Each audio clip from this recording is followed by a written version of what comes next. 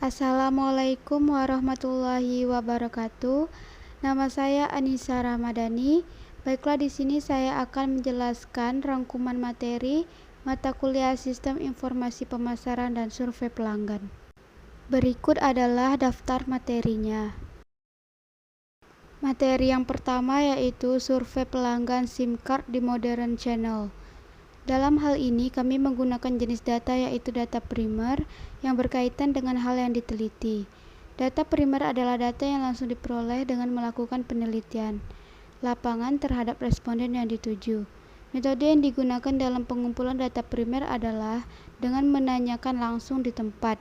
Dalam hal ini, responden diminta untuk menjawab pertanyaan yang ditanyakan kami, atau biasa disebut dengan interview. Berikut ini adalah hasil survei yang kami dapatkan. Materi yang kedua yaitu Sistem Informasi Pemasaran. Mengapa penting Sistem Informasi Pemasaran?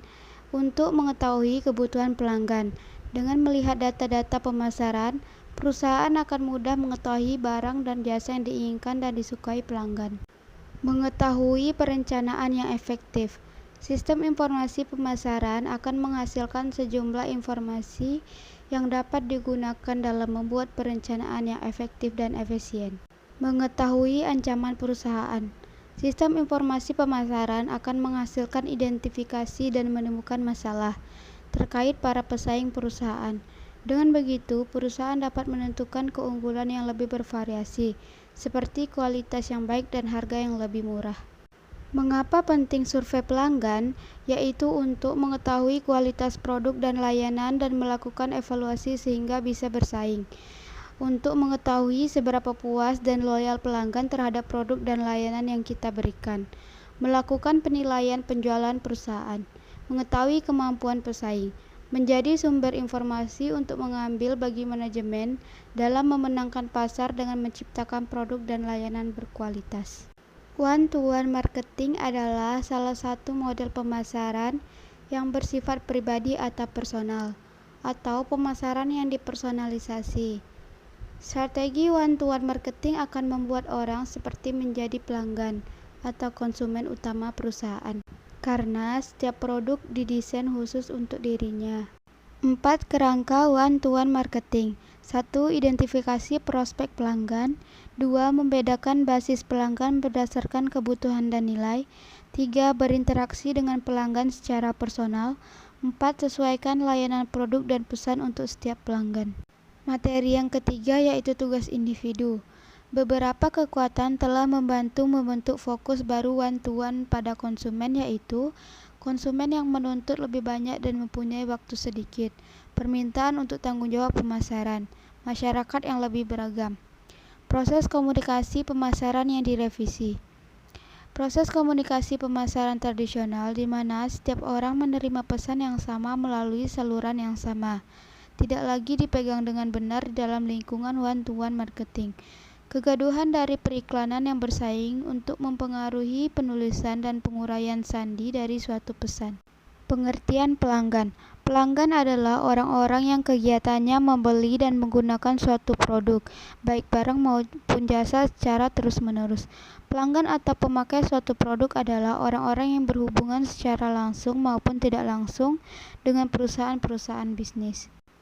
Manfaat mempelajari perilaku konsumen.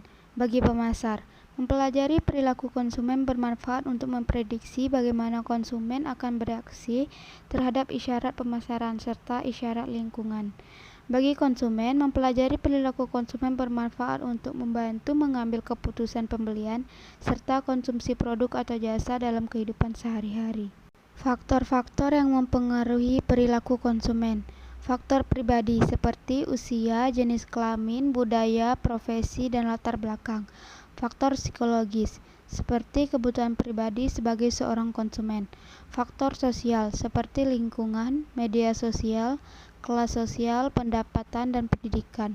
Faktor budaya seperti nilai dan ideologi komunitas mereka dan kepercayaan komunitas. Proses pengambilan keputusan konsumen. Yang pertama, terima pengakuan, informasi pencarian, evaluasi alternatif, keputusan pembelian, perilaku pasca pembelian, kepuasan konsumen. Kepuasan konsumen. Kepuasan konsumen adalah tingkat perasaan konsumen setelah melakukan perbandingan antara apa yang dia terima dengan apa yang diharapkan.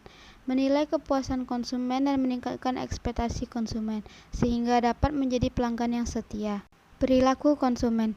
Perilaku konsumen adalah proses dan aktivitas ketika seseorang berhubungan dengan pencarian, pemilihan, pembelian, penggunaan, serta pengevaluasian produk dan jasa demi memenuhi kebutuhan dan keinginan. Perilaku konsumen merupakan hal-hal yang mendasari konsumen untuk membuat keputusan pembelian. Strategi pemasaran. Strategi pemasaran adalah upaya memasarkan suatu produk, baik itu barang atau jasa, dengan menggunakan pola rencana dan taktik tertentu sehingga jumlah penjualan menjadi lebih tinggi. Juga dapat diartikan sebagai rangkaian upaya yang dilakukan oleh perusahaan dalam rangka mencapai tujuan tertentu, karena potensi untuk menjual proposisi terbatas pada jumlah orang yang mengetahui hal tersebut. Materi yang keempat yaitu tentang pelanggan dan konsumen. Definisi pelanggan. Pelanggan atau customer adalah seorang atau individu baik dari organisasi, kelompok, atau instansi tertentu yang membeli, mencoba, ataupun menggunakan produk atau layanan bisnis Anda. Perbedaan antara konsumen dan pelanggan. Pelanggan adalah orang yang membeli barang atau jasa dari bisnis, sedangkan konsumen adalah jenis pelanggan yang membeli barang atau jasa untuk penggunaan pribadi. Manfaat mempelajari perilaku konsumen. Menarik pembeli lama, merancang strategi pemasaran, memprediksi tren pasar, mengetahui kompetitor, menciptakan inovasi baru, meningkatkan customer service, meningkatkan customer loyalty, customer stratification. Faktor yang mempengaruhi perilaku konsumen. Faktor psikologis, faktor sosial, faktor pribadi, faktor budaya. Kepuasan konsumen. Menurut Brown, kepuasan konsumen adalah suatu kondisi di mana kebutuhan, keinginan, dan harapan konsumen terhadap sebuah produk dan jasa sesuai atau terpenuhi dengan penampilan dari produk dan jasa. Materi yang kelima tentang service excellence dan kepuasan pelanggan. Pelayanan adalah sikap yang berorientasi pada pelanggan dari penyedia produk, barang, atau jasa dalam memahami kebutuhan dan harapan pelanggan, mengembangkan produk, barang, atau jasa, menyampaikan delivering produk pada pelanggan, membantu pelanggan dalam mengatasi masalahnya. Pelayanan prima. Pelayanan yang tidak hanya memenuhi kebutuhan dan harapan pelanggan, namun juga dapat melampauinya secara terkontrol dan berkesinambungan. Sasarannya tidak lagi kepuasan, tetapi loyalitas pelanggan. Yang pertama, physical performance, service delivery, dan kompetensi. Dimensi mutu pelayanan, timeliness, reliability, responsiveness, kompetensi, courtesy. 4 alasan mengapa pelayanan prima itu penting. Pelayanan adalah tempat berkumpulnya uang, persaingan yang semakin tajam, pemahaman yang semakin baik terhadap pelanggan. Pelayanan pelanggan prima memiliki makna ekonomi. Indikator pelayanan prima: kesederhanaan, kejelasan dan kepastian, keamanan, keterbukaan, efisiensi, ekonomis, keadilan, ketepatan waktu, kebersihan dan kinerja. Kepuasan pelanggan adalah respon emosional yang menyenangkan pelanggan berdasarkan penilaiannya terhadap apa yang telah diterima atau dirasakan, dibanding dengan harapannya atau pengalamannya terdahulu terhadap suatu produk maupun jasa atau pelayanan di suatu perusahaan atau organisasi. Materi yang keenam yaitu tentang complaint handling. Komplain atau keluhan adalah pengaduan atau penyampaian ketidakpuasan, ketidaknyamanan, kejengkelan, dan kemarahan atas servis jasa atau produk. Pentingnya mengenali keluhan konsumen, mengenal karakter konsumen, mengklarifikasi keluhan, memudahkan memilih solusi, meningkatkan profesionalisme karyawan. Bentuk dan jenis komplain. Yang pertama, mechanical complaint. Yang kedua, attitudinal complaint. Yang ketiga, service related complaint. 4. Unusual complaint. Cara menghadapi keluhan konsumen. Konfirmasi dan terima keluhan pelanggan dengan baik. Segera meminta maaf kepada pelanggan. Tunjukkan rasa empati dan komunikasi yang baik. Petakan masalah dari keluhan pelanggan. Segera tangani keluhan dan pelanggan secara cepat. Bersikap luwes dan jangan kaku. berikan solusi yang terbaik, lakukan ekstra perbaikan. Materi yang ketujuh tentang riset pemasaran. Pengertian riset pemasaran. Riset pemasaran atau marketing research adalah sebuah proses yang perlu Anda lakukan sebelum memulai bisnis maupun usaha. Hal ini bertujuan untuk memperoleh data yang objektif dan akurat untuk selanjutnya dapat dijadikan acuan dan membuat keputusan. Faktor yang menyebabkan pentingnya informasi riset pemasaran yaitu tekanan persaingan, pasar yang tumbuh, harga sebuah kesalahan, harapan konsumen yang meningkat. Perencanaan riset pemasaran yaitu merupakan cara yang efektif untuk menentukan produk atau layanan baru yang laku dijual. Merupakan sarana manajemen yang efektif dan efisien. Contohnya untuk memutuskan apakah harga suatu produk akan dinaikkan atau tidak. Merupakan sarana yang baik secara metodologi dan statistik. Merupakan proses ilmiah yang bersifat netral dan memberikan hasil yang tidak bias atau valid.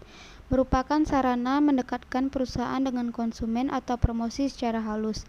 Dapat menunjukkan cara-cara dalam menembus hambatan dalam proses penjualan produk atau jasa. Fungsi riset pemasaran yaitu menciptakan ide-ide untuk aktivitas pemasaran, mengevaluasi aktivitas pemasaran, membandingkan kinerja versus tujuan, meningkatkan pemahaman umum mengenai fenomena serta proses pemasaran. Sekian penjelasan materi dari saya.